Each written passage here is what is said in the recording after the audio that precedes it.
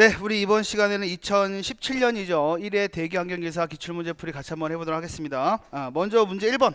1번 보시면 다음 중 두루 연소시에 배출되는 무색의 기체로 물의 매우 난용성이래요. 난용성인 거 찾아야 될 것 같고, 그 다음에 혈액 중에 헤모글로빈과 결합력이 강해서 산소 운반 능력을 감소시키는 물질은 근데 이렇게 나오면 지금 우리 뭐가 생각나야 될까요? 먼저 산소 운반 능력을 감소시켜야 된다. 그러면 어떤 거? 우리 CO하고 질소산염을 생각해야 되죠. 그렇죠? 그 다음에 또 난용성이라 그랬어요. 그렇죠? CO도 난용성이고 그 다음에 질소산화물도 난용성이죠. 그래서 우리가 보기를 봤더니 페니라든가 알데히드, NO, 그 다음에 탄화수 이렇게 나왔으니까 답을 뭐로 하셔야 돼요? 질소산화물인 우리 일산화질소로 답을 하셔야 됩니다. 매우 난용성이 기체면서 그 다음에 산소 운반 능력을 저하시키죠. 그래서 우리가 메타헤모글로빈을 형성하는 물질이라고 봤습니다. 그렇게 보는 거고.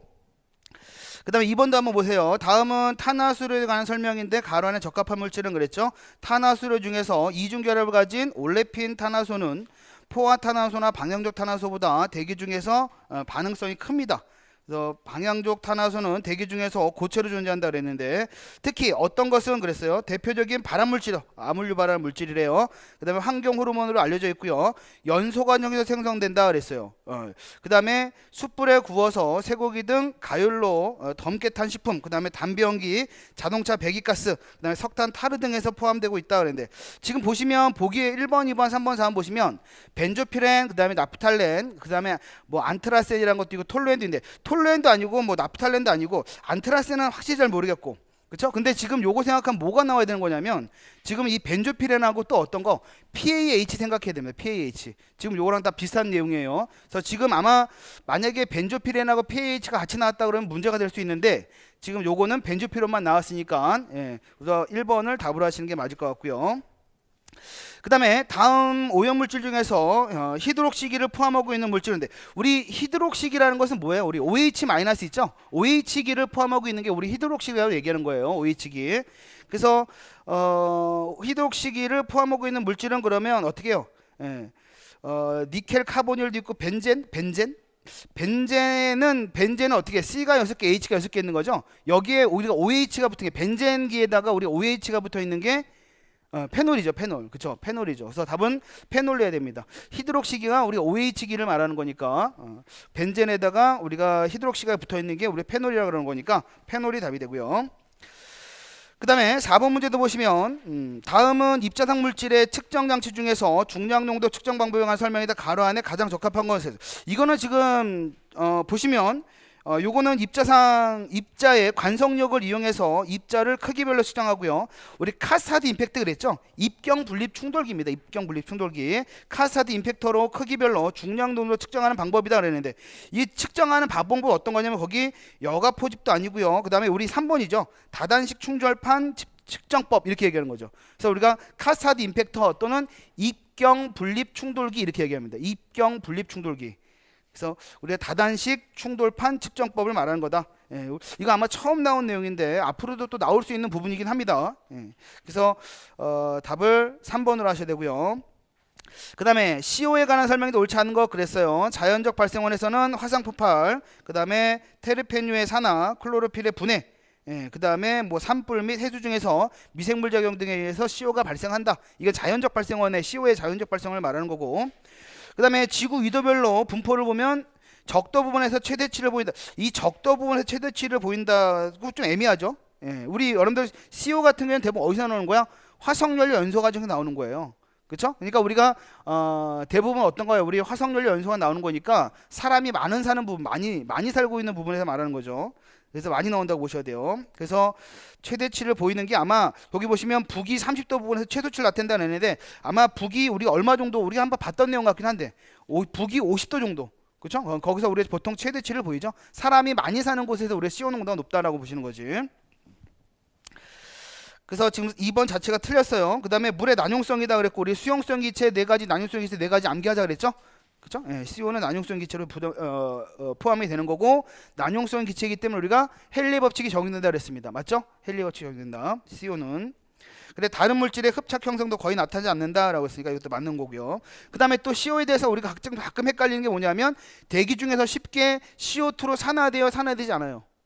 대기 중으로 쉽게 CO2로 산화되지 않습니다. 예, 산화되지 않는다. 그 다음에 6번도 보시면 다음 광학적 산화제와 2차 대규물질에 관한 설명 중인데 가장 거리가 먼 것 그랬습니다. 거기 보시면 펜은 퍼옥시 아세틸 니트레이트 그래갖고 약자로 CH3, COO가 3개라 그랬죠. 그 다음에 NO2로 되어 있고요. 예, 분자식 한다 맞고요. 그 다음에 펜은 PBN보다 100배 이상 눈에 강한 통증을 주고 그랬고요. 그 다음에 빛을 흡수시킴으로 가시걸 이 빛을 흡수시킴으로 가시걸을 감소시킨다는 맞는데 우리가 PAN, 펜이 독성이 더 강해요? PBN이 더 강해요? PBN이 더 강한 거예요. PBN이 더 100배 정도 더 강합니다. 그래서 펜보다는 PBN이 더 강하니까 2번이 잘못된 거죠. 뒤에 있는 내용은 맞았는데 앞에 있는 내용이 틀려서 우리가 틀린 답으로 구분을 해야 됩니다. 나머지는 여러분들 맞다라고 보셔야 되고, 그 다음에 7번도 보십니다. 냄새에 관한 설명 중에서 가로 안에 가장 알맞는 것은 그랬어요. 매우 엷은 농도의 냄새는 아무것도 느낄 수 없지만 이것을 서서히 진하게 하면 어떤 농도가 되고요. 그 무엇인지 모르지만 냄새의 존재를 느끼는 농도를 나타낸다. 이 농도를 감지야 인지야? 감지죠, 감지. 그렇죠? 네, 감지고 인지는 이게 어떤 냄새인지 아는 거죠. 최소 감지 농도는 이게 지금 어떤 냄새인지는 모르는데 지금 나는 것 같다, 냄새가 나는 것 같다라고 느끼는 게 우리가 먼저 감지고요. 그 다음에 인지는 이게 어떤 건지 아는 거죠. 어떤 냄새인지 아는 게 우리가 인지다라고 보시는 거죠. 그래서 기억번은 감지가 들어가고 니은번은 인지, 최소 인지 농도, 예, 이렇게 봐는 게 맞죠. 됐습니다. 그 다음에 우리 8번도 보시면 굴뚝에서 배치되는 연기 모양 중에서 원추형이라고 했는데 원추형에 가장 적합한 것은 우리 원추형 그럼 뭐 생각하셔야 돼요? 원추형 그러면 우리가 중립조건이었을 때 발생된다라고 아셔야죠. 그죠? 중립조건이고 그 다음에 전형적인 가우시안 분포를 이룬다. 예, 요 내용이 나와야 되는데 지금 이번 시험에는 그런 내용이 나오지 않은 것 같아요. 보세요. 수직 운동 경사가 과단열적이고 그랬고요. 그 다음에 난류가 심할 때 주로 발생한다.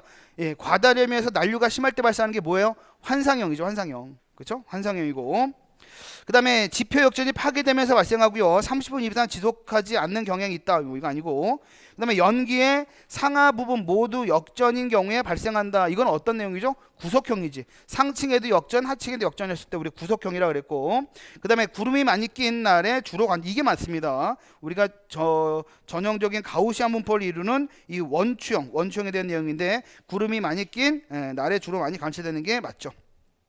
그래서 답은 4번으로 보셔야 됩니다. 그 다음에 9번도 보시면 다음은 최대온 없고 MMD죠. 요거에 관한 설명인데 가로에 알맞는 것은 그랬는데 MMD는 통상 우리가 온도가 높았을 때 높게 나타나죠. MMD는 온도가 높았을 때 높게 나타나서 우리가 밤이라 그래야 돼요? 낮이라 그래야 돼요? 낮이죠. 낮 시간 동안에 높게 가장 낮네? 뭐야. 그냥 통상적으로 낮을 때는 뭐야? 온도가 높았을 때 높게 나타나는 거니까 우리 기억반에는 언제 가장 낮냐 그러면 겨울에 아니에요. 계절별로는 겨울이라고 보는 거죠. 계절은 겨울 보는 거고 하루 중에는 저녁이라고 보는 거죠. 지금 여기 보시면 밤하고 낮하고 나왔으니까 밤이 맞고요. 예. 그 다음에 낮 시간 동안에 증가한다 해서 MMD가 높을 때는 낮 시간 동이에요. 그러니까 온도가 높았을 때 계절별로는 여름에 그 다음에 하루 중에는 한낮에 높게 나타난다 그랬고요. 그 다음에 그 값은 보통 1에서 2kg 보통 여기서 2에서 3kg 2에서 3kg 뭐예요 그럼 답이 2,000에서 3,000m 그렇죠. 그럼 답은 2번을 해야죠. 그렇죠. 그렇게 보시면 됩니다. 그래서 MMD는 온도가 높았을 때 높게 나타난다라고 생각하시면 되고요. 그 다음에 10번으로 넘어갑니다. 10번으로 보시면 마찰층과 관련한 바람에 관한 설명인데 거리가 먼 것은 그랬죠. 마찰층 내 바람은 높이에 따라서 우리가 항상 이렇게 반시계 방향의 마찰층 내에서 바람은 항상 시계 방향으로 돕니다. 시계 방향으로 각천이가 생긴다 그랬어요. 각천이. 그래서 거리가 먼 것이니까 1번이 틀렸습니다. 1번이. 나머지도 한번 여러분들 읽어보도록 하시고 그 다음에 11번은 열섬 효과에 관한 설명인데 옳지가 않은 것은 열섬 우리 많이 했어요. 도시에서는 인구와 산업의 밀집지대로서 인공적인 열을 시골에 비해서 월등하게 많이 공급받죠.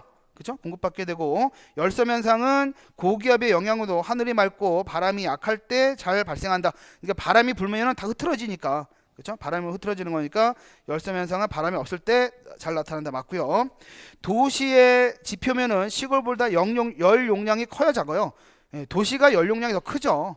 그렇죠? 도시가 열 용량이 더 크기 때문에 열 전도율이 높아서 열섬 효과가 원이 된다 이렇게 되는 게 맞는 거죠. 그래서 시골보다 연용량이 적다. 이게 잘못된 내용이죠. 그래서 답은 3번이 답이 되고요. 12번 보시면 입자상 물질의 농도가 250 마이크로그램 퍼 메타 삼승이고 상대 습도가 70%인 대도시에서 가시거리는 몇 킬로미터인가? 우리 가시거리 구하는 식 두 가지가 있었는데 맞죠? 하나는 어떤 거였어요? 비분산 면적비가 주어졌을 때 가시거리 구하는 식이 있고, 또 하나는 지금 요거처럼 우리가 이제 상습도가 70% 가시거리 구하는 식이 있다 그랬어요. 그래서 우리가 가시거리 구하는 식 어떻게 나타냈죠? 우리가 보통 LV 보통 이렇게 표시했는데, 얘는 우리가 보통 킬로미터 단위로 나온다 그러면 보통 우리 상수 A인데 A 곱하기 10의 3승 1있는데 이 A 값이 지금 얼마로 주어졌어요? 1.3으로 주었죠. 저 여태까지 보면서 1.3으로 나온 거 처음 다 1.2만 나왔었거든요. 근데 1.3으로 나왔습니다. 그 다음에 우리 대기 중에 먼지 농도를 갖다 G로 나타내는데 이 G에 대한 단위가 특이한다 그랬죠. 어떤 단위고 이거는 마이크로그램 퍼 메타 삼승으로 들어가야 되죠. 그래서 요거 한번 적용을 해보면 A 값은 상수 값은 1.3이라고 그랬고, 그 다음에 곱하기 1000, 그 다음에 이제 대기 중에 우리 먼지 농도를 얼마로 봤어요? 이 친절하게 이거 250 마이크로그램 퍼 메타 삼승 나왔습니다. 그래서 그냥 250만 들어가면 되겠네. 250 마이크로그램 퍼 메타 삼승이니까 요것만 계산하시면 답이 나오는 거죠. 그렇죠? 그래서 어렵지 않게 해결할 수 있는 문제였습니다.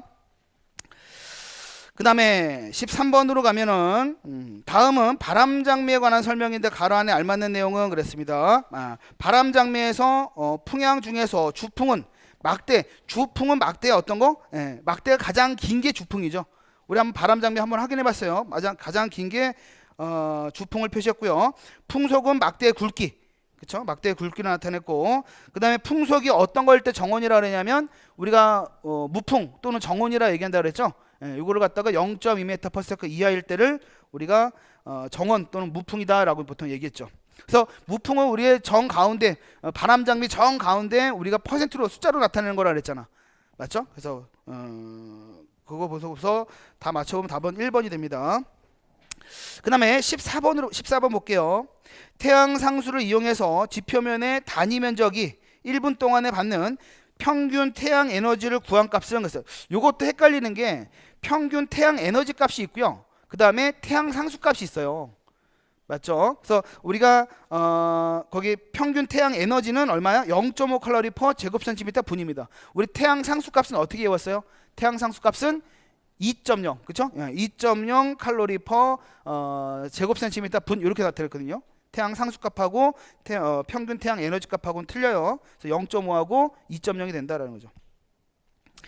그 다음에 15번도 보겠습니다. 15번 보시면 다음은 황화합물에 관한 설명인데 가로 안에 가장 알맞는 것은 그랬어요. 전 지구적으로 태양을 통해서 자연적 발생원 중에서 가장 많은 양의 황화합물은 어떤 형태? 이거 우리 옛날 기출문제에서 좀 몇 번 나왔던 문제 같은데, 그렇죠? DMS 형태죠. DMS 형태로 배출되고 있다 그랬어요. 그래서 답은 3번으로 보셔야 되고, 그 다음에 16번 봅니다. 2000m에서 대기 압력이 805mB래요. 805mB고 온도가 5도씨고 비열비가 K값이 1.4일 때 온위는 물어봤고 표준 압력은 1000mbar 한다. 이 온위를 구하는 식, 여러분 온위 구하는 식 우리 암기하자 그랬는데 우리 온위를 보통 어떻게 나타나? 보통 이렇게 세타 나타냈죠. 세타 나타냈고, 그 다음에 절대 온도에다가 우리가 표준기압 1000기압이라 받고 우리가 기준기압이 표준기압 1000기압으로 보는 거고, 그 다음에 우리가 기압으로 나눠주고 상수가 뭐가 들어간다고? 이거 0.288승이 들어간다 그랬는데 요 식, 그쵸? 우리 온위 하면서 제가 뭐라 하냐면 온위 구할 때는 저 식만 하나 압시다 라고 이제 말씀 한번 드렸던 것 같아요. 그래서 적용시키면 되면 되지. 이 T는 온도인데요. 온도인데 어떤 거 들어가? 절대 온도가 들어가는 거야. 근데 지금 우리가 온도가 얼마나 나왔어요? 5도씨로 나왔으니까 어떻게 돼요? 이게 273 플러스 5 5도씨에다가 곱하기 어떻게 1000 나누기 기압이 몇 기압? 805기압? 805? 요거에 얼마? 0.288승을 하시면 된다. 그렇죠? 그 다음에 거기 나와 있는 어떤 겁니까? 우리 비열비라든가 뭐 이거는 뭐 큰 의미가 없죠. 2000m에서 큰 의미가 없는 거고, 우리가 온위를 구할 때는 저식을 이용하면 된다. 됐고요. 그 다음에 17번 보겠습니다. 환기를 위한 실내 공기 오염의 지표가 이것도 우리 그냥 나오죠. 실내 공기 오염의 지표가 되는 것은 뭐였어요? CO2가 되겠지. CO2. 그 다음에 18번 봅니다. 리차 순수, 우리가 리차 순수에 대한 설명인데 옳지 않은 것 그랬어요. 리차 순수는 이런 공식으로 표시가 되죠. 되나요? 이거?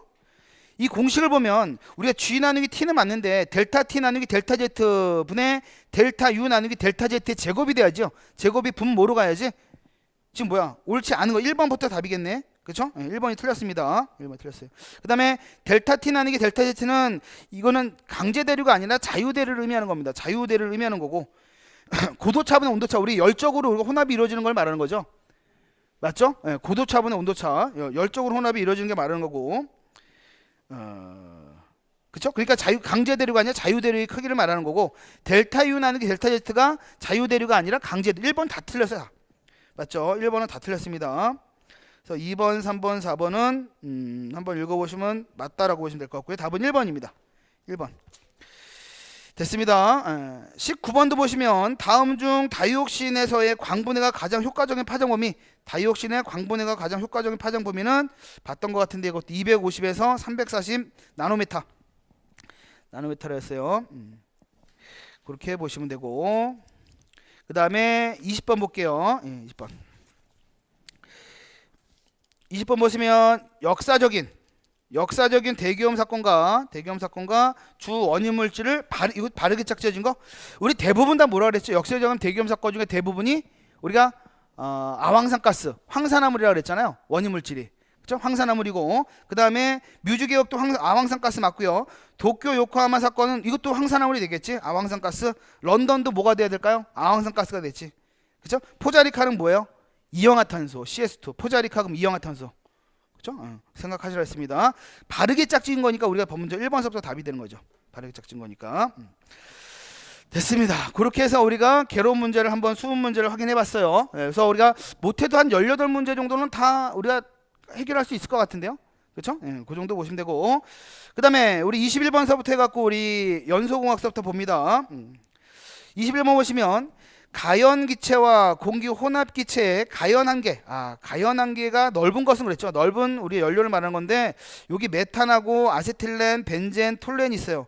근데 이건 답은 아세틸렌입니다. 아세틸렌이 우리가 이제 그 가연한계 범위, 폭발 범위가 가장 넓은 연료가 우리가 아세틸렌을 보는 거죠. 아세틸렌. 그렇게 보시도록 하고 22번 봅니다.